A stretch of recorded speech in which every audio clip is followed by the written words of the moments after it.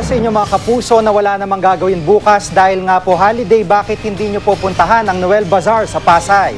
At nakatutok doon live si Jamie Santos.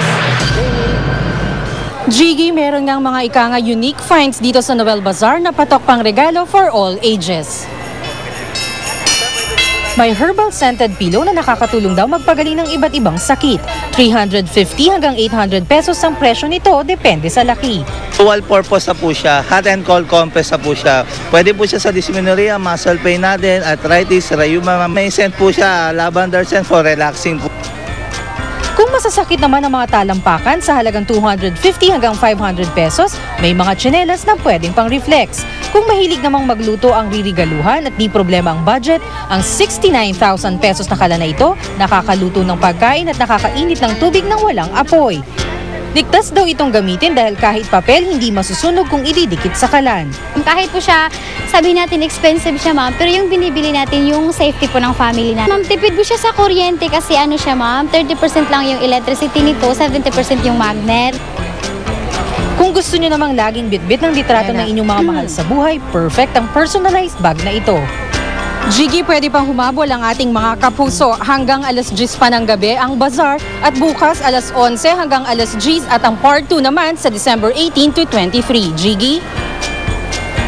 Maraming salamat, Jamie Santos. Isang residential building ang nasunog sa Paco, Maynila. Sa kuha ni News Cooper Ronnie Agulto, kita pa ang makapal na usok mula sa gusali. 3 unit ang nasunog bago tuloy na apula ang apoy pasado 1:00 ng hapon. Isang van naman ang nakuna ni News Cooper Edwin Escobido na nasusunog sa Calamba, Laguna. Ayon sa mga traffic enforcer, short circuit daw sa sasakyan ang sanhi. Samantala, baha naman ang problema ng mga residente sa San Andres, Catanduanes. Bukod sa malakas na buhos ng ulan, nataon pang high tide noon. Ilang residente po ang na-stranded. Ang malitrato ay kuha ni News Cooper Alan Tapado. Kayo po pwede pa rin magpadala sa Newscoop ng mga video o litrato ng mahalagang balita. Mag-log on lang sa www.newscoop.tv.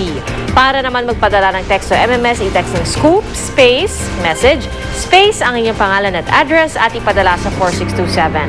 At paalala lang po sa ating mga Newscooper, yun lamang po mga video at litratong pagmamayari ninyo mismo ang ipadala sa amin.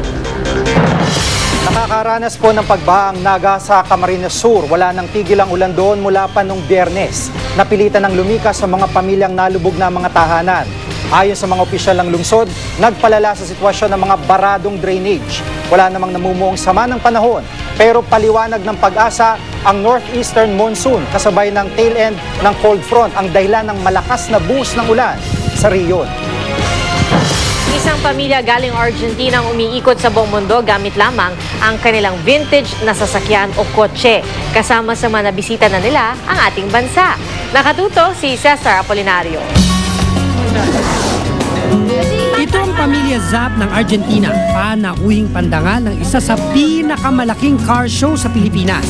Pero hindi dahil sa kanilang kotseng vintage na 1928 Graham Page, kundi dahil sa pambihirang trip ng buong mag-anak.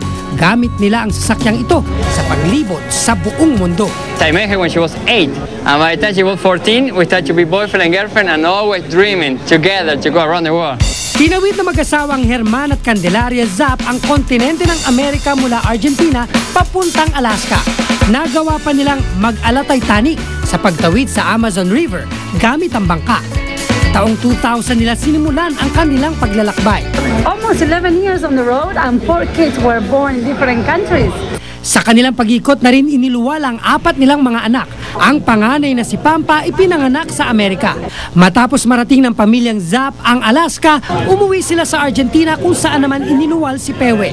Ang ikatlong anak naman na si Paloma ipinanganak sa Canada. Habang ang bunsong si Wallaby sa Australia.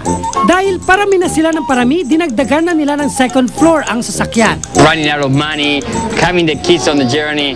But the most difficult part ever was the first day, to start, to go for a dream. Naging pantawid gutom nila ang mga watercolor painting ni Cande at ang autobiography ng kanilang mga adventure. Matibay din daw ang kanilang vintage car. Dahil simple ang disenyo, pwedeng ayusin ng kahit na sinong mekaniko. pwede pa raw magluto ng itlog sa makina nito. Isang uri daw ng itlog ang hindi malilimutan ng pamilyang Zap mula sa mga Pinoy. The most exotic one is so far is the balut.